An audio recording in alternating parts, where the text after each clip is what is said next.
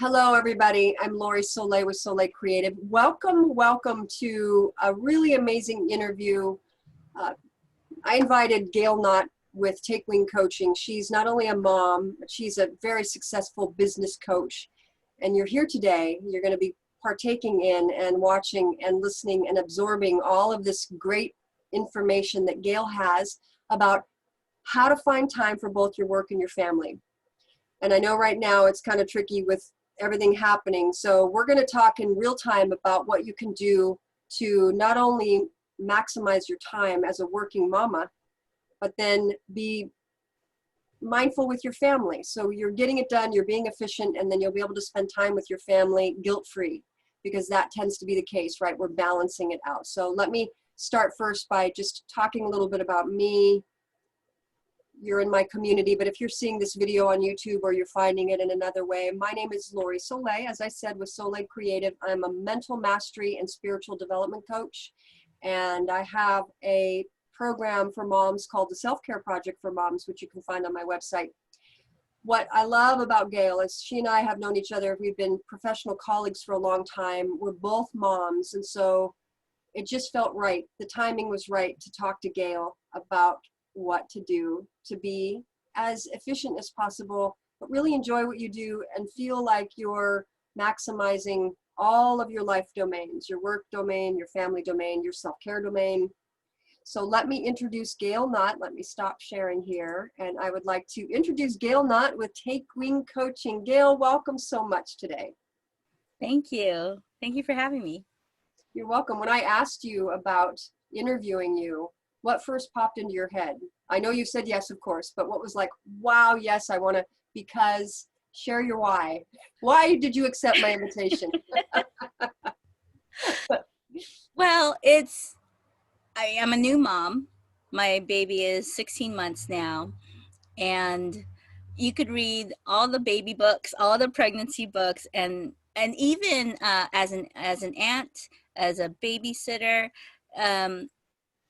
I had an idea, but you don't really know the biological changes that happen as a mom until, you really experience it. And there was, especially in the beginning, after just having her, just not even feeling like myself.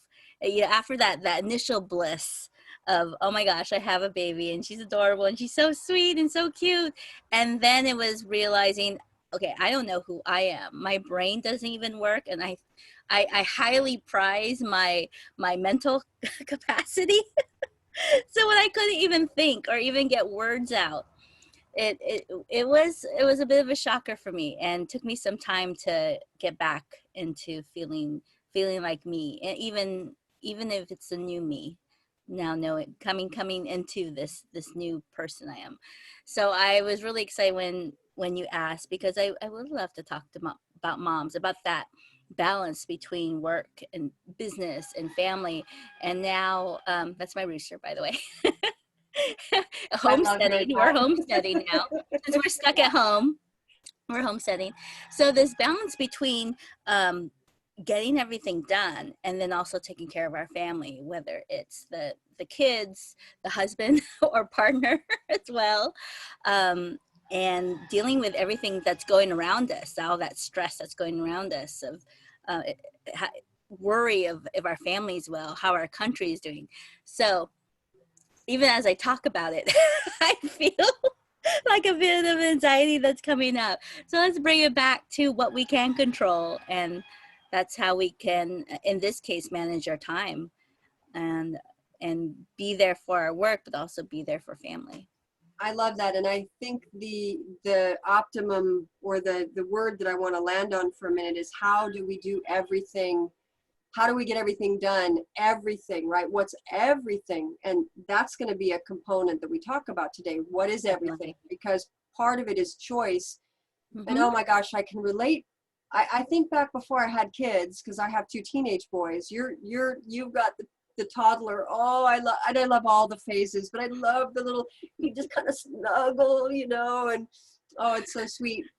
And we talked before we got on about how moms have to pivot so fast. I think that's the big challenge, is you might have a day completely planned out, and then something happens and Mhm. it all goes down the hole. So the Yeah. everything piece. Let's Mhm. start there. So now that you are mom and you get that, how have you shifted your business? How have you managed your business now as a mom?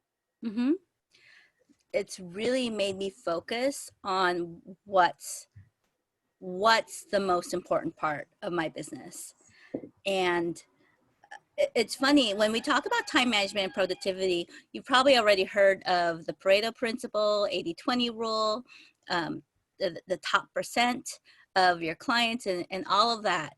And it just means so much more as a mom, because as much as I do love my work, I do love being with my baby as well. So how do I get both? I really want to have it all. You can have it all. And I think the important thing is to redefine everything to, okay, my everything is my family, my everything is my favorite clients, my everything is my favorite parts of my business, and I'll figure out what to do with the rest. I mean, there's going to be stuff that has to get done, such as bookkeeping and things like that. Can that be outsourced? Can that be delegated?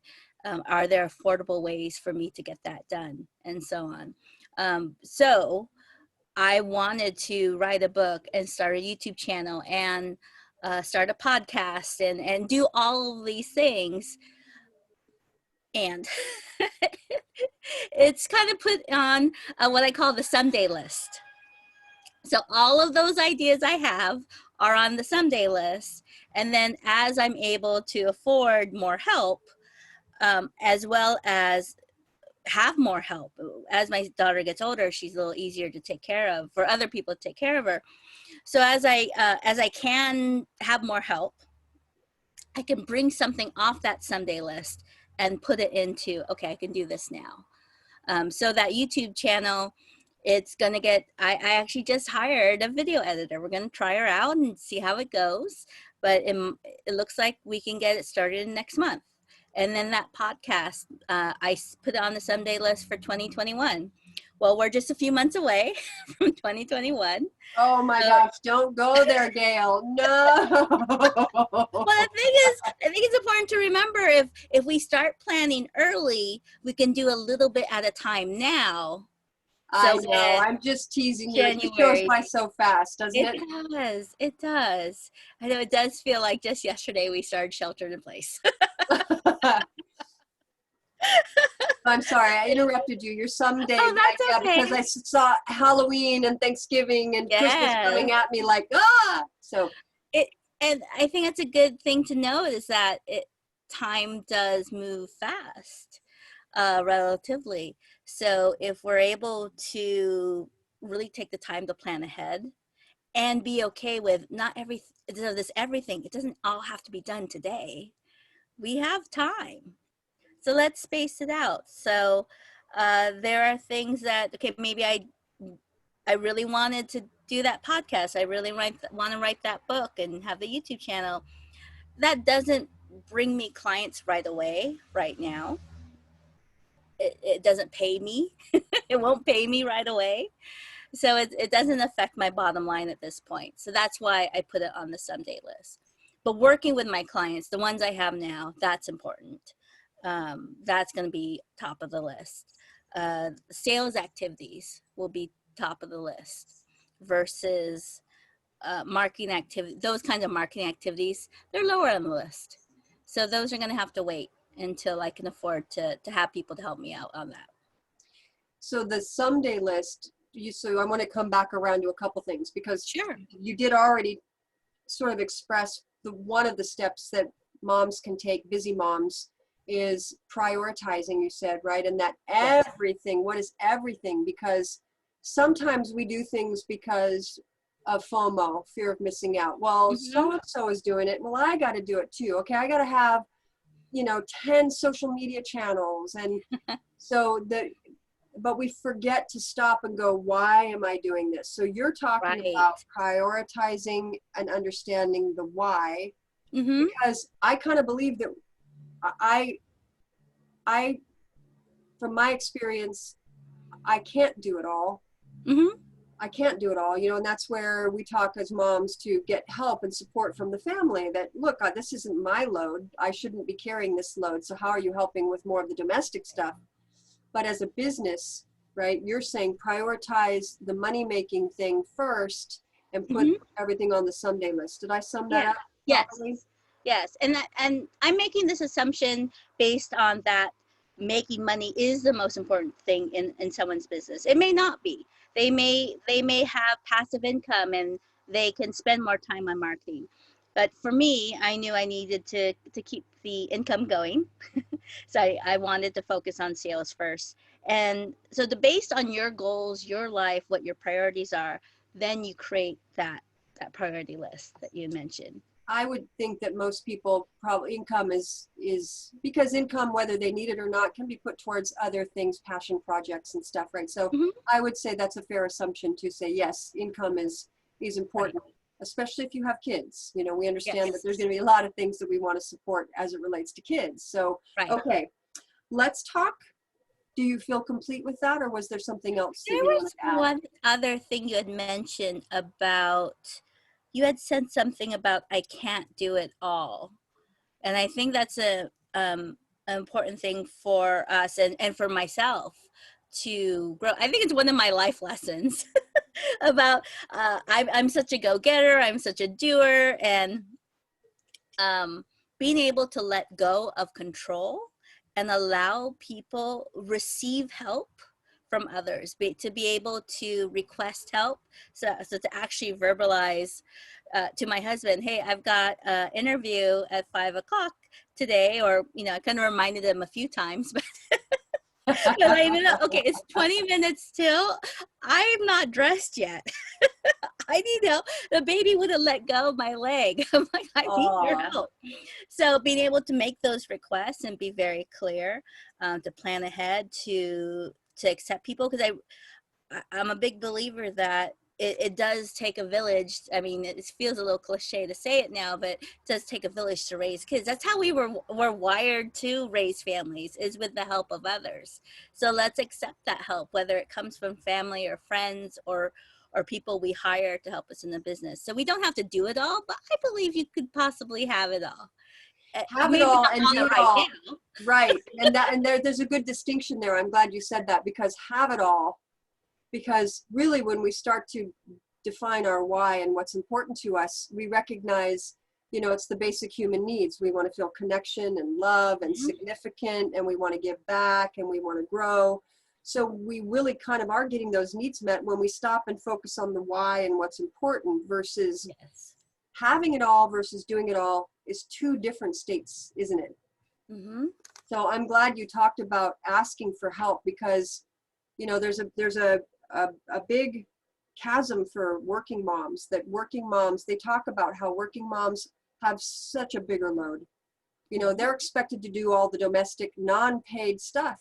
A lot of them, a lot of moms don't have the support, but they don't recognize that they can step up and go, wait a second, this isn't my labor. This isn't the woman's work. This, Mm-hmm. we are a family, and me as teenage boys, it's like they got chores. You're a Right. part of the community here. I'm not Right. doing it all, nor do I want to. I want you to be self-sufficient. That's part of Mm-hmm. you doing this work, to feel like you're contributing, because that's a human need. So, Right. okay, so you made it. I don't see any sticky notes behind you of all the reminders to your husband. So that's good. You clearly made it on time. So yeah, and it's a conversation for sure. Yes. Okay. So related to moms, related to what it's like to be a mom, what it's like to be a woman with a business versus a mom with a business. What are some of the other things that you notice? Just curious. Some things I've noticed are, well, I think right now with people, with parents also in charge of their children's education at home and having to supervise that, maybe not having to, but in some cases having to supervise their children's learning at home, and then you're also doing your work and so on.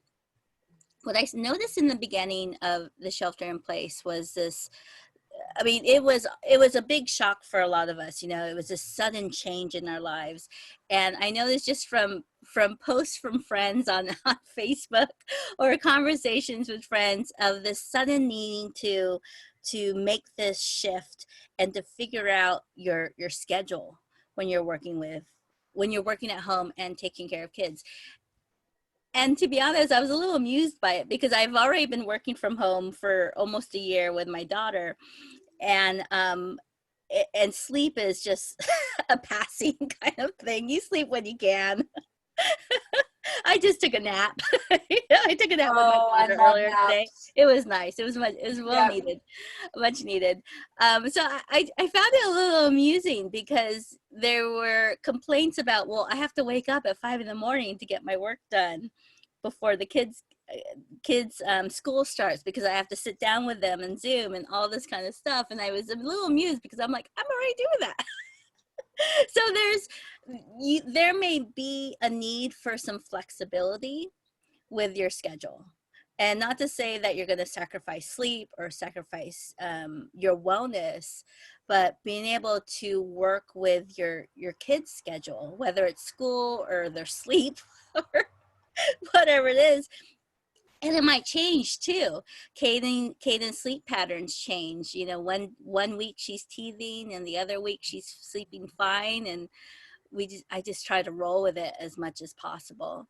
So that's another thing I've noticed with this juggling between business and work, is that what's nice is that you're in charge of your schedule, for hopefully with your business, and then that hopefully it can be flexible to their needs as well.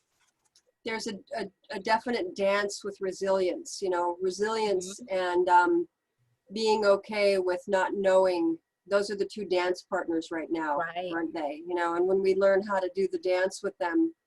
Now, you said one of the keys you said was to take care of yourself. And that, I really believe, is a priority right now. It's so, Mhm. so important to have a little space to yourself, that sanctuary. And I know you definitely have it. I have it, to carve out the time to just be able to sit for a few minutes, because Yes. stress is one of the biggest creative, you know, busters. When we're tense, we're not going to make good decisions when we're stressed out. So Mhm. how do you handle stress in your situation when you feel stressed? What do you do Right. to help yourself?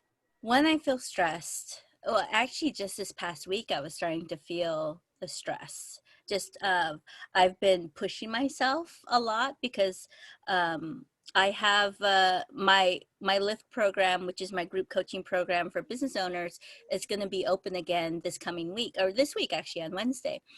And so I felt this pressure of getting ready for that. I just hired some new virtual assistants, so I'm in the middle of training that, and I I get babysitting 2 days a week for my parents, so I cram as much work as possible in those 2 days, and that usually works out. But on these launch days that are coming up, I'm squeezing in work here and there. Okay, then's playing by herself, so I'm going to go work for 10 minutes, and then then she wants my attention, so I stop.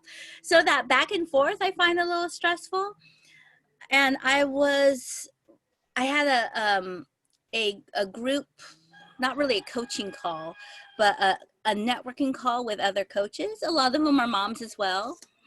And they reminded me about the need for rest, the need for me to take care of myself, the need for that rest and rejuvenation. And I think that's all I needed to remind myself that, oh yeah. And so it was recognizing the stress, gain feedback from colleagues of who understand and help remind me of of how to take care of myself, and giving myself the permission to nap this weekend. So I took a nap today, I took a nap yesterday, and it was just what I needed to get back into the a healthy sleep schedule. And also just reassuring myself that everything's going to be fine. Everything is fine, and it'll all work out. I love that you said, because here's one of the big things for moms is you gave yourself permission. right? We don't stop long enough to give ourselves permission because we're taking care of everybody else, and then to stop and to give ourselves permission to take some time. Like I'm a huge napper. I must have been a cat or a dog in another life, because I love to nap, and I can nap anywhere. I can nap even when it's really like there's noise, and I'm really good that way. I feel like that's a superpower. So That is a great super. And see, I'm the opposite. I'm not a napper. I feel like, and I bet a lot of moms feel this way too, is, oh, the baby's asleep. I'm going to go get some work done. I'm going to clean the house, or I'm going to work on my business. And so it's the weekend. I should. Oh, that's a big word there. I should take a nap. I should, yeah, the Yeah. obligatory. I should. Yeah. Caught myself on that one. But yeah, it definitely was giving myself permission on being able to nap and enjoy the weekend. So if you're a mom on this call right now, repeat after me. Ready? I give myself permission. I give myself permission. Yes, I give myself permission, and whatever that is for you, because I loved this. There's a great metaphor about when you do your self-care and you can allow yourself to rest and restore. It's the difference between trying to drive, we're in the Bay Area, so driving from Oakland to San Francisco in first gear. Whee! You know, you're going to burn out. So when you rest and restore, it's like shifting into second, getting further, more effortlessly in a third, and then into fourth, and then maybe finally into fifth gear. So that difference of being able to actually, you get more done when you take the time to stop and slow down. You know, we get hung up on this, I got to do this, and then I got to do that, and then I got to do this, right? And we got a big long list. So when you do your 10-minute bits, right, where you can just hyper focus for 10 minutes, what do you do? Do you have a running list of things that you're working on that have different points? Let's go into a little bit more of the, like the tactical ways that you get those things done. Right. And this is actually in my workbook, where I focus on the actions, that top 20% of actions that will help me achieve my goals.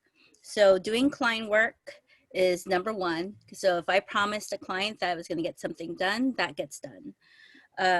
Next are my goals when it comes to marketing and sales. And then after that, everything else is either automated or is going to be put off on that someday list. Got it. Okay. Yeah. We're talking about this fast action. So you've got a workbook, a fast action workbook. How, and I want to ask you how you decided to do that. Is that something that you built out for your client because these were the techniques that you were already using, and you just? I've always been a productivity nerd. Like, how can I get more done faster? There's a little bit of a regressive thought there, but I like that title. You're going to have to capture that title. The Productivity Nerd's Guide to Fast Action something, right? Oh, there you go. Yeah. I've always been a productivity nerd, like time management and getting things done. For those of you who are into that, those will sound familiar for you. That Pareto principle, 80-20, and so on. And it all comes to a head when you're a mom, because you do have more limited time.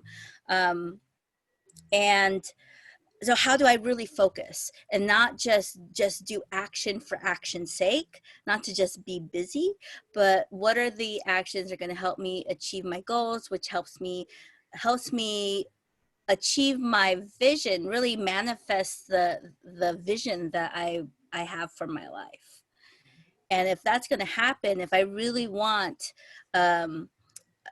my vision is that we do have this homestead, that I get to spend a lot of time with my daughter, that we're out there gardening and taking care of the animals, working, I'm coaching clients, I'm speaking, I'm writing.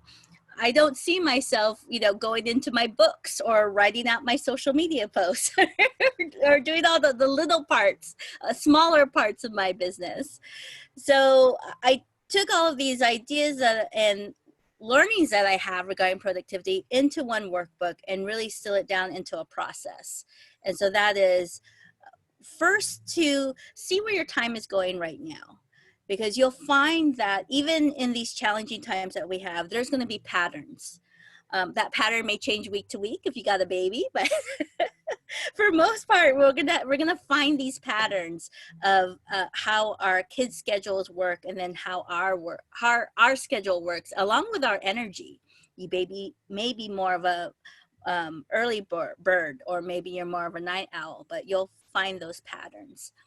So you keep track of your time first to figure out what those patterns are, and if you are spending time on things that you can delete from your life. So if you find yourself procrastinating, and so you pick up your phone and start scrolling on Facebook, that could be something that could be deleted out of your life, and it'll free up time. It's amazing what you can find out. I love that. I think that that's probably one of the first things that I would suggest is, what can you say no to right off the bat? What do you already know? You know, because a lot of moms are people pleasers. Oh, I want to make them happy, or I want to solve their problem for them. Mm-hmm. No. You know, Yeah. I'm not saying no, you do what you want to do, mama, but it's about recognizing when that energy is being siphoned off of you because it's something that you don't really want to do, but you feel obligated to do. That's a great one to go no. So making that list from the gut, because you know what you want to say no to, but you don't say no to it. So Right. that's a great one. Is that in your workbook? It is. Awesome. Yeah. Let's What is talk about working, that. what's not working. Okay, perfect. It's and it could be that's a great condition issue to think about, is that if you're feeling like you should be doing something and you're doing that because of it. Another one is, and I just mentioned earlier, is if you are a procrastinator because something is challenging. So you find something to take your mind off it, or you find something else to do to keep yourself busy. But it's really so you don't have to face a fear head on. So it's just busy work rather than productivity, right? And we all, a lot of us do that. There's a great metaphor that I love metaphors because of what I do. So there's this, it was a meditation teacher, and she said, okay, she had big rocks, she had medium rocks. Do you remember? Have you heard this one? And then she had sand.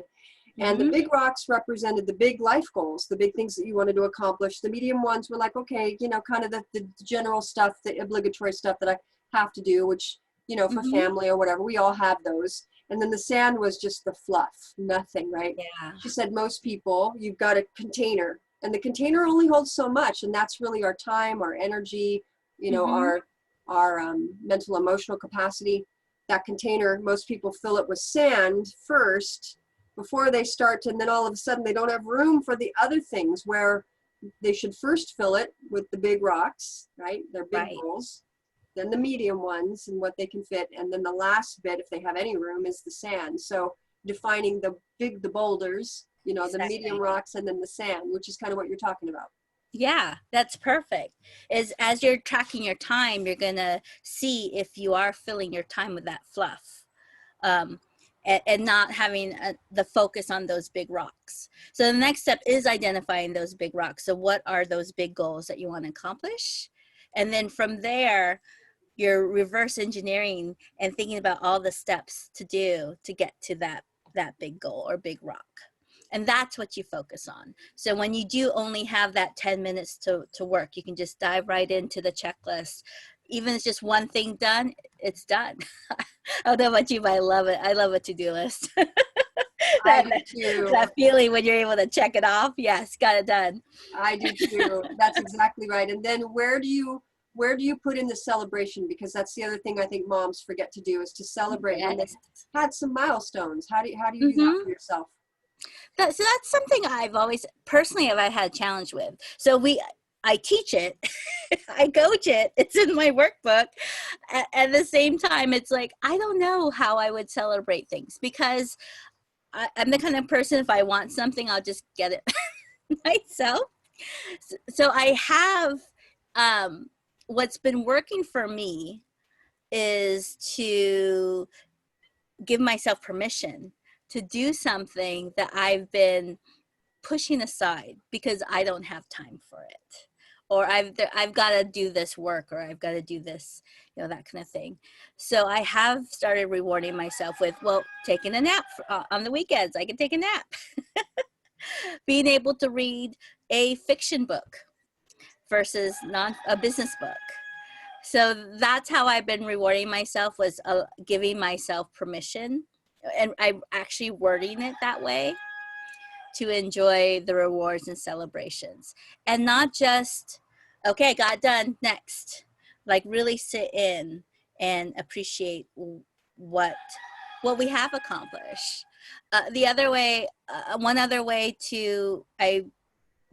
way that I use to reward myself is to have a gratitude journal. So every day writing something new and appreciating what I have, what I've experienced, what my day brought me. And that to me also helps me appreciate the journey. It's not just about the goals, but it's also the process to get there, and enjoying what we're doing, what we get to do. That's real. I love the gratitude journal. I'm a big fan of that too. And it really does bring you back to center, doesn't it? Like it brings you back. I know the reward for me is that same thing, is to sit in the front window, watch the birds. And I know you've got a lot of birds in your place, have my nice cup of coffee and sit and read my book. And there's no technology, you know, nothing's on. That's really, that I love that. That's kind of my reward. And then of course the standard, you know, the massage, you know, everybody loves massage, right? Right. Manicure, pedicure, you know, just that downtime where, and then ideally I put my phone away, you know, so that I'm disconnected. I continually remind myself how important that is. Okay. Those are great suggestions. So let's go quickly into the tips for watching costs, because as a mom, right, so we're going to share the link to your fast action workbook so that you can go through all these things that Gail has been, you mama that is watching right now, can go through these things that Gail has been sharing, so that she's got this beautiful workbook. Remember, she's a productivity nerd. So you know it's going to be good. And I've done a lot of the stuff that Gail, you know, I've worked with Gail, so I know her stuff is really good. So you're going to want it. Now that you've got the productivity, what are the suggestions, like the tips for getting some of the help that can be cost-effective solutions? What would you recommend? Right.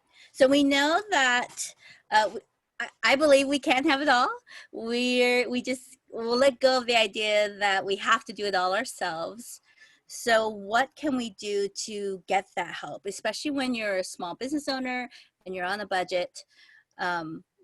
If I really could, I'd have a chef and a housekeeper, and as well as I'm right there with you, sister. Right, I'm right there with you.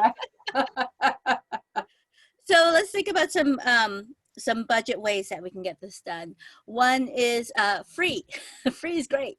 So if you have family members that can help out, let's look at our kids. If they are old enough to do certain chores, involve them with being part of the family. I had read something somewhere about how as we're working with our kids and teaching them these chores is showing them that they're not what's the word? I can't think of the word right now. That's the mom brain. But they are part of the family, that this is a working unit. Interdependent, right? We're all interdependent on each other. Yeah. And so they can help out, and little kids want to help out too. It may be messy when they help out. But we're teaching them, we're training them how to really help out with the family, be part of the family. So you can search for those chore charts based on age, and that can be a way to get started of what's appropriate for their age and their skill level. And you know your kids too. You can figure out what they can do. Maybe they can do a little bit more during these times at their home more often. So having the kids involved, having your partner involved. If you have family members who are close by, my sister, my mom, and I, we bubbled up at the very beginning so that we could share childcare, that we could share meals together. And it was another way for us to be able to focus on our work. So I mentioned earlier that there's 2 days I get babysitting with my parents. So I do as much as I can those 2 days, focuses on work. And then they get to spend time with the grandkid. So everyone's happy. So free is good. I've heard of moms being able to pull up and share childcare together.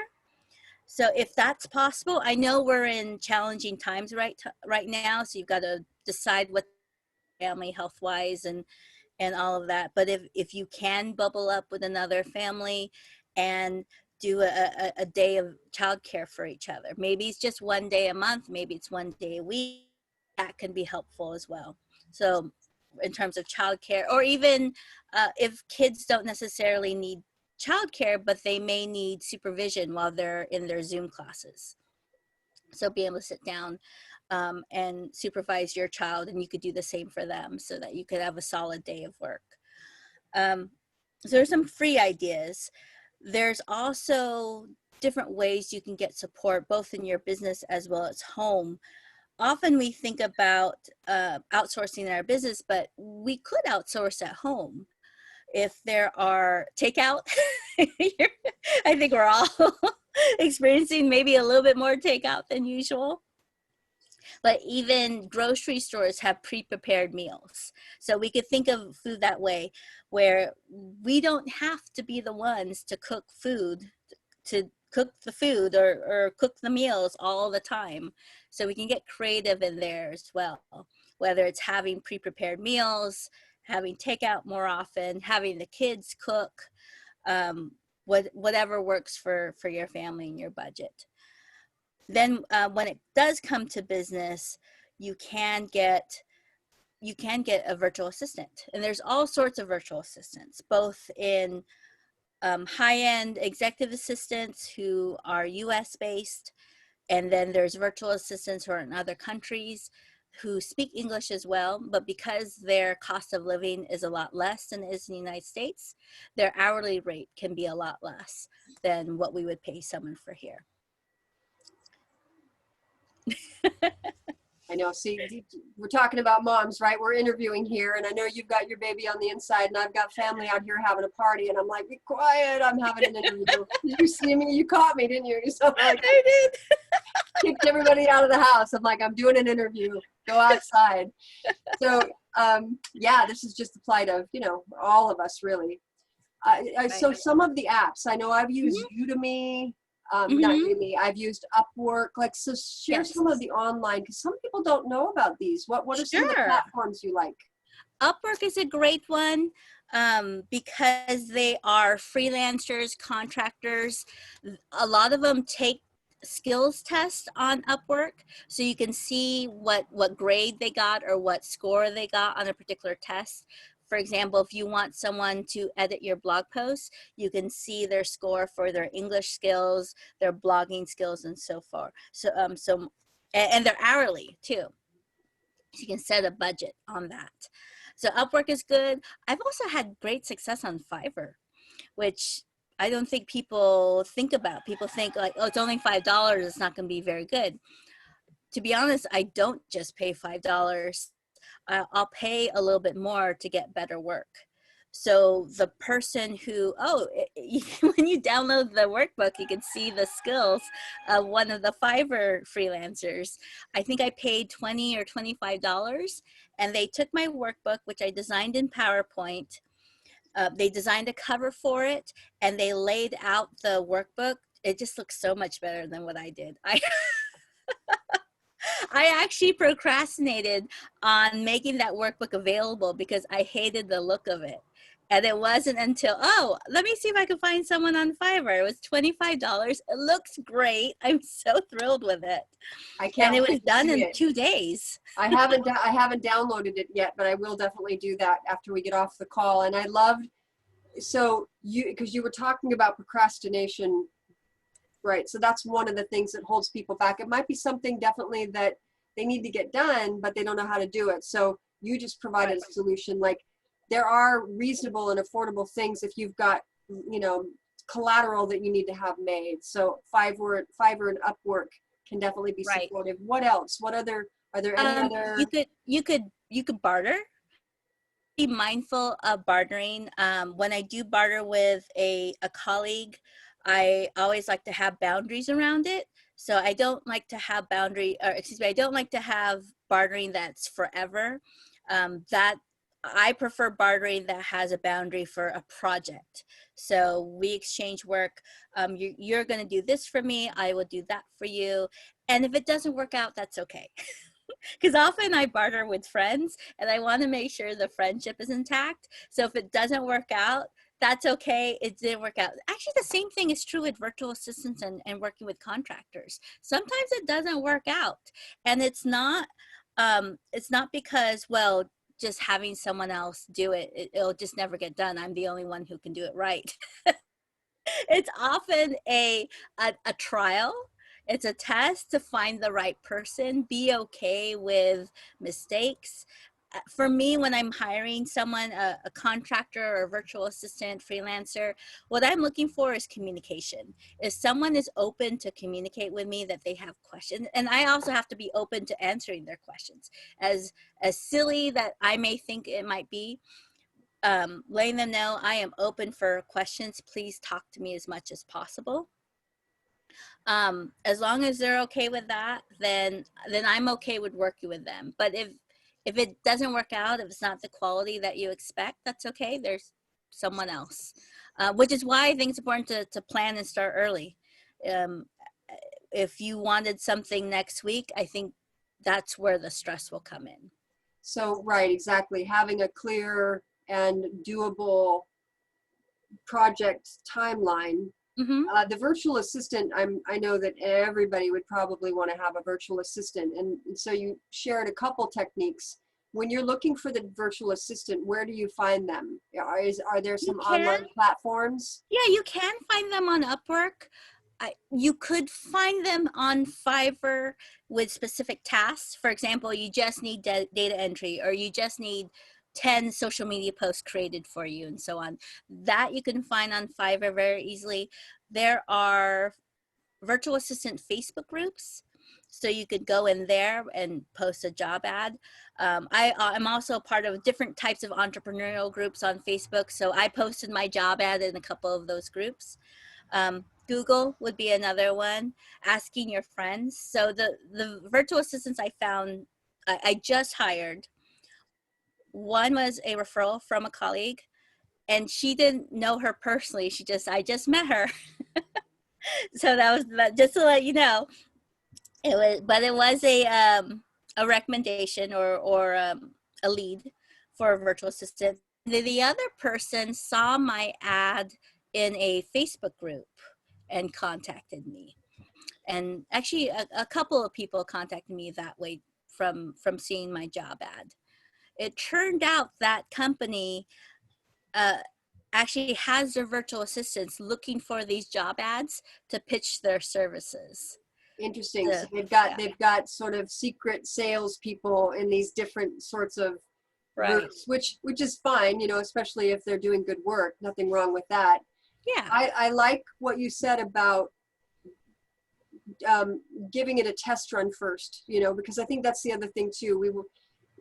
I know a lot of moms who are like, oh, I just, you know, I feel sorry for them, or I want, you know, I don't want to say no. Again, I don't want to say no, but it really is important because you don't want it to turn into more of a burden when you hire them to unburden you, right? To unburden you from the mother load. So I think the trial is a really good thing to state up front. Yes. That's really good. So let's, you know, we have a couple minutes left in the interview. I'm just super happy that we talked about this because I think the most important thing for moms, for working moms, is to have a support group. And I know you belong to a lot of moms groups on Facebook. And are there other platforms, or is Facebook pretty good? Do you feel like that's? It can be. It depends on the groups. I've actually found entrepreneurial groups more supportive, and you'll find parents within that group. Sometimes the moms groups, it's too focused on parenting. Not that's a bad thing, but they are not all necessarily entrepreneurial or business owners members in that group.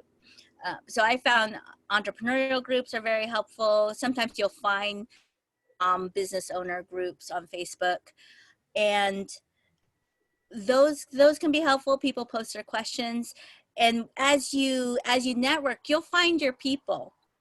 When I found that group for coaches, that was perfect for me, and we just do this check-in call once a month, and that has been a great source for support for me, both in my business as well as being a mom business owner.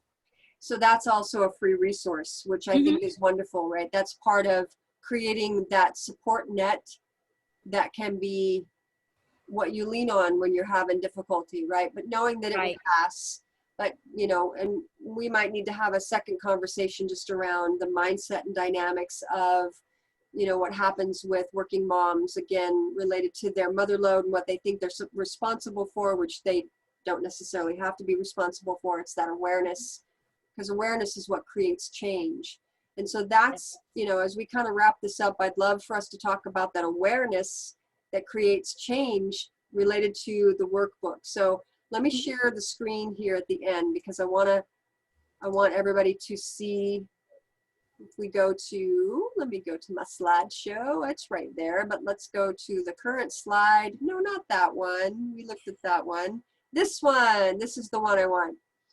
So Gail, again, they can go to this takewingcoaching.com fast action time and download the Productivity Nerds Guide to Productivity, right? And really eliminating things that aren't serving and helping moms, entrepreneurial moms, working moms, really get very, very clear, right? Very clear, giving themselves permission. What would you like to say before we wrap up related to this? Probably the biggest thing is to be compassionate with yourself. Yeah, that is really, I would totally agree. Let me go to, while you're saying that, I want to show them what this looks like. So here's the landing page, Take Wing Coaching, and I'll put this link in wherever I post this video. I'll make sure that this link is there, // fast action time /. So that's easy to find. Yeah. Wonderful. I'm so happy you did this, because these things are really important. It's something that you can use over and over again. So I'm sorry, I cut you off. What were you going to say? That's okay. Yeah, I think the most important thing that we could do for ourselves is to be compassionate with ourselves.